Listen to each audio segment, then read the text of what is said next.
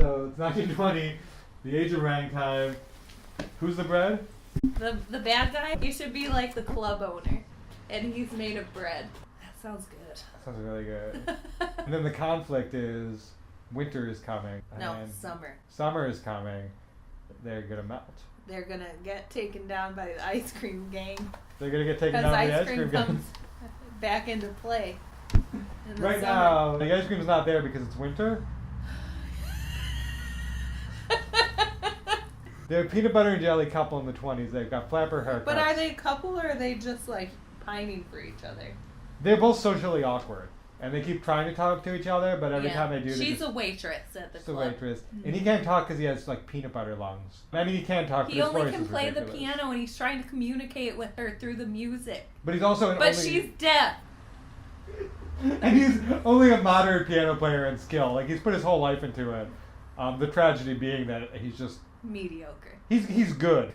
The guy who was obsessed with Mozart in Amadeus, but he's not Amadeus. Okay, sure. And she's deaf anyway, so it's really after the fact. So she's deaf, and he's got peanut butter hands that are not that very good at playing piano, but he's still okay. And how is the bread owner the bad guy? He's always like fucking yelling at them and shit. And in some ways, which doesn't bother her. And he knows how they feel about each other, but he does little things to like fuck it up. Like the guy will like maybe like he's trying to like give her a flower, and then he comes and he like fucking like steals the flower. Like he'll leave a flower on her door or whatever because she is also a boarder in the thing where she lives like in a thing in the same thing. And then he will like leave a flower, and then the bread guy will like fucking sweep up the flower or like fucking throw it away because he knows that he's like fuck these kids and their love. He hates them because he himself was rejected Yes. by a woman made of plastic bags. Which is why he's so bitter, because like he can never go to the grocery store again. And then in the end, they all are together. That's it. They're a sandwich. They're a sandwich. And the ice cream gang shows up, but they have no problem with sandwiches. No, the ice cream gang shows up, and then they go together like the Megazord in Power Rangers. The ice cream and the sandwich? To create like a peanut butter and jelly sandwich weapon. Which will then fight a robot. Ice cream. A robot ice cream. Machine. Also an ice cream machine. That shoots. Yeah. Ice cream. They go together. The ice cream forms for the sandwich. Wait, why is the ice cream mad at them? Well, they're a gang. They're trying to buy the land for their corporation. Because they want to grow poppies there that will make people's brains turn to vanilla farts. Vanilla farts, because they were orphans and no one showed them love, and they're angry at the idea that other people could experience love because they can only have one emotion at a time because they're made of ice cream. Well, why can't the one they're feeling at the time be love? They haven't realized, and that's the big finale. Cut to the last scene. You could have always snapped your ruby slippers together. You just didn't think you could feel happiness, but you just could have just felt it. Makes sense. It's the ruby slippers scenario. And so the ice cream people who are orphans who could never feel love, it's like a cycle of trauma sort of thing. They create more orphans which begat orphans going back in time to caveman days. And also, twist, there's a time machine.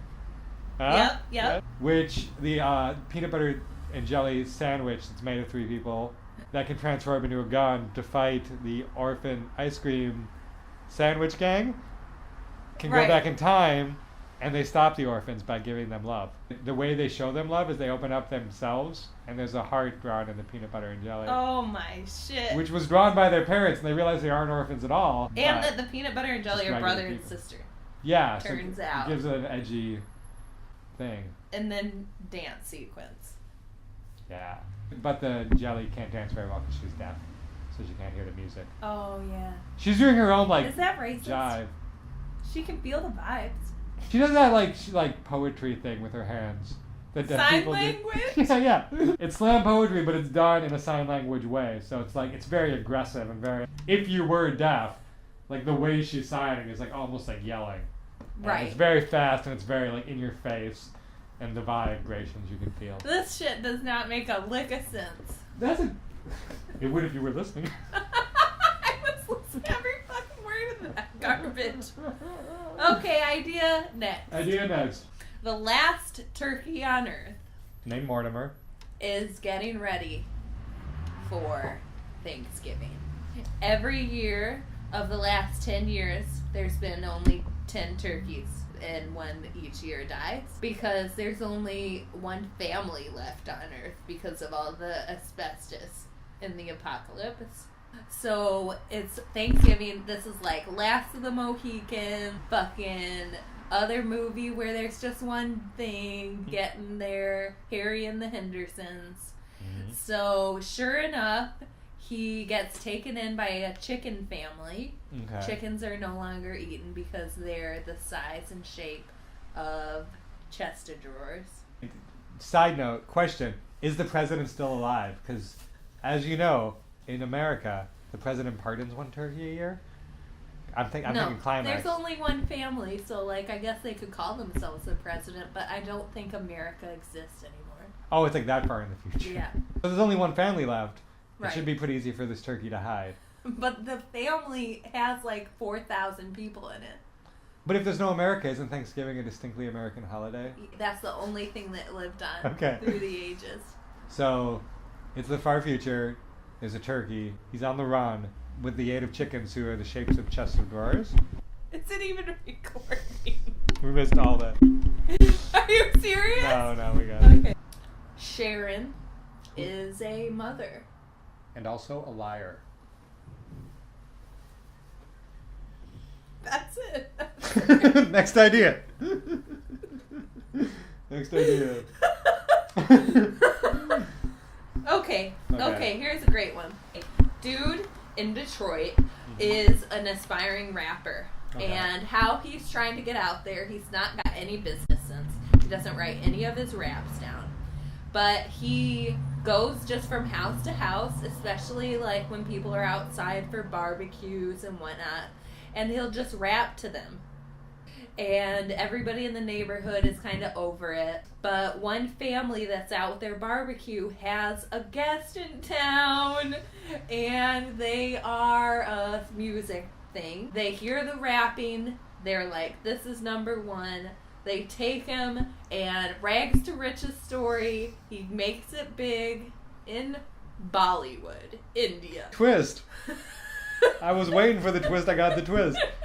So in Bollywood, they go apeshit gaga. They love his flow, they love his style, they love his fashion. They can't understand anything. They love his swag. They don't give a fuck that they don't understand a word he's saying. That's it's right. the phonics, although they do speak English in India. Inner city black young man in India. Rags to riches. I've never seen that before. That's good. And then he lives in a palace with a tiger. And then he spends all the money, Slumdog Millionaire style backwards, ends up on the streets. Goes on a game show where he knows none of the answers to any of the questions.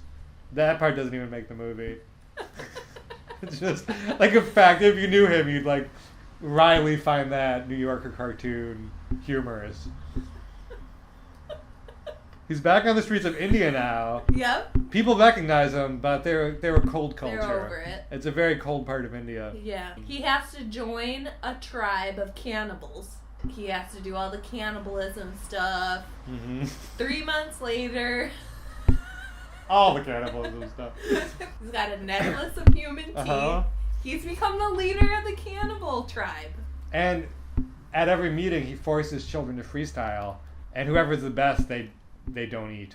And they have to eat the rest. But none of them are the best, because in his heart, he knows he's the best, but he can't bring himself to rap. And that's when he's like, I gotta make the dream happen again. And he goes around to all the other tribes in India and raps to them. And they are like, I've never heard this music before. And they're like, holy shit. They carry him back into the city on their shoulders and convince the mayor of India to Indio is his send name. him back to America where he hosts TRL. And there's only one plane that goes to America a year, and you need a golden ticket. Indio was going to give it to his son, the Prince of India, called just simply Indy. Indio has to choose between this rapper who is beloved by all the people, has given up his cannibalism ways more or less, has united the tribes of India. Correct. Under his hospice of rapitude, or his beloved son, Indy, who just has been nothing but a pretty solid kid, and really wants to go to America, but then he gets TRL. Yeah. Happy ending. Yeah. That's a great one. That's great. That was our best one. Yeah, that was like a Jesse Camp tale. What happened to him? He's still around. I saw him on TMZ recently. No shit. He's just was he like okay, hanging or was around he living LA. in a dumpster? Okay. He's still. I mean, he's not. He's okay. He's exactly what you would expect. Just like hanging around LA, like, trying to coast down his like once never fame and hanging around parties. Yeah. Does a lot of drugs. It's okay.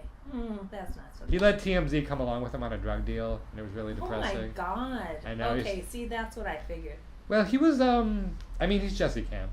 He's not like a person. He's a person. I mean, I don't know. I mean, yes, technically. You didn't feel bad, though. Do you feel bad? Little. That's cool. I mean, I wish no one was sad ever in any situation. Well, it's just like he was living in a dumpster. He had this great opportunity, like fucking Dave Holmes or whatever, who came in second place, is still on TV in a real job. Is he? Yeah. He like hosts like buttbabies.com. He does something. I know I've seen him around. I think he's still on MTV. Holmes? Yeah. I know Look him Sway up. is still working. Okay, hang up Cut. this thing for a sec. Cut. But it's still recording. Okay, look him up real quick. Okay. Dave Holmes is over 40. That makes me feel old. Why? He seemed 40 when he fucking won the contest. Touche. Touche. What does Wiki have to say about Jesse Camp? Oh yeah, Google Glass. Jesse was captured by cameras at the final MTV TRL party buying 2 8-balls by TMZ camera. Wait, when was this? 2000? 2008. He said okay. he would sell both kidneys and a leg for 2 8-balls of cocaine. Isn't that horrible? That's pretty horrible. Ooh, there was a... When you're in LA, you can find him and change his life around. Look at you guys. Oh my god, he's so ugly. Oh, back? Are we back? Well, I think that's enough.